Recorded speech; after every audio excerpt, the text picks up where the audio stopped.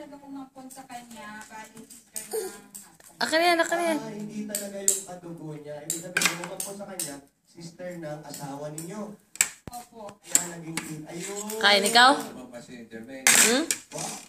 Kanto? Opo, mabait naman po. Kanto?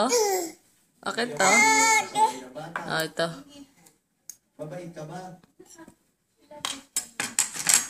Kanto? Inuutosan ako, hindi ba? Kakain ka ba? Oh, subo ikaw, subo. Subo ikaw, ha? Oh.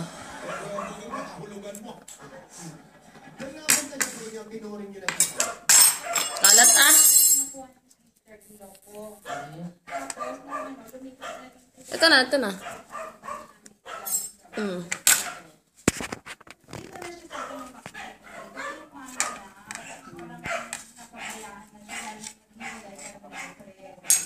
Subo na, subo.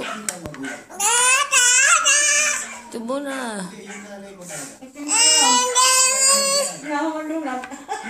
Akan na, subo na.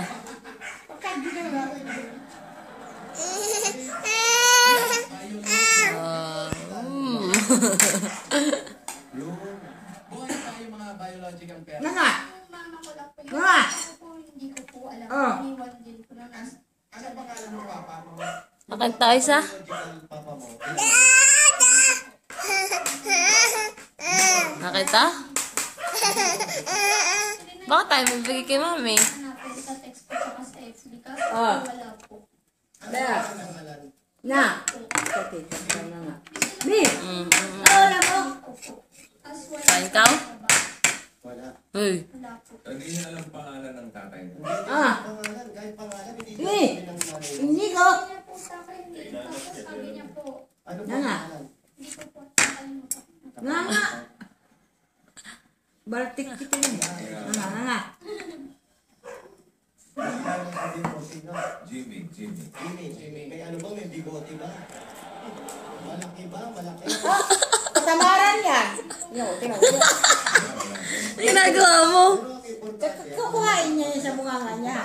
Hindi niya nalabutin. Katamari! Ayos ka! Wala namang problema sa pag-aaral. Saray mo, dali. Sagutin niya. Marunong ka. Ayun. Anong grade mo? First year college na po sa GMA. Masamasukan. Nung high school, anong grade mo? Nung ano? 84 po. Mababa. Pag-arali niyo pang mga. Pinanag-exercise ka, lalo Mahina yan. ang third on.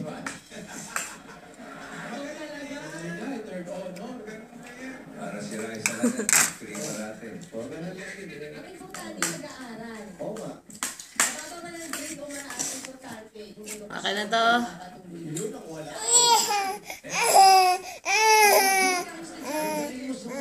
Akin to. Ito ang puhunan.